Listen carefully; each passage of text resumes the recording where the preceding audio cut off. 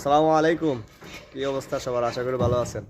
অনেকদিন পরে বন্ধু আব্দুল হান্নানের সাথে দেখা, হাফেজ আব্দুল হান্নান। এই যে বন্ধু, কি অবস্থা তোমার? আলহামদুলিল্লাহ আছি ভালো। হ্যাঁ, এখন বন্ধু অনেকদিন পরে আসছে সকাল সকাল। তো দোকানটাও মাত্র খুললাম। তো বন্ধুর মুখে কোরআন তেলাওয়াত দিয়ে ইনশাল্লাহ আজকে দোকানদারি শুরু হবে। তো বন্ধু একটু কোরআন তেলাওয়াত করে শোনাও আমাদেরকে।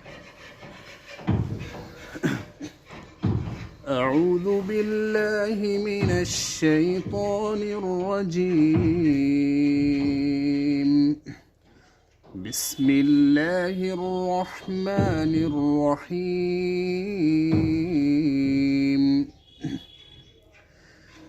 يا عبادي الذين آمنوا إن أرضي واسعة فإياي فاعبدون.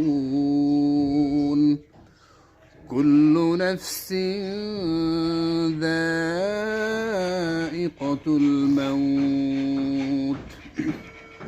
كل نفس ذائقة الموت ثم إلينا ترجعون. والذين آمنوا وعملوا الصالحات لنبوئنهم من الجنة غرفا تجري من تحتها الأنهار خالدين فيها نعم أجر العاملين. صدق الله العظيم. মাশাআল্লাহ, কি সুন্দর তেলাওয়াত। অনেকদিন পরে আসলে বন্ধু হাফেজ আব্দুল হান্নানের সাথে দেখা হয়ে তার সরাসরি কণ্ঠে কোরআন তেলাওয়াতটি শুনে আসলেই ভালো লাগলো। তো সবাই আমার বন্ধুর জন্য দোয়া করবেন, পাশাপাশি আমাদের জন্য দোয়া করবেন ইনশাল্লাহ।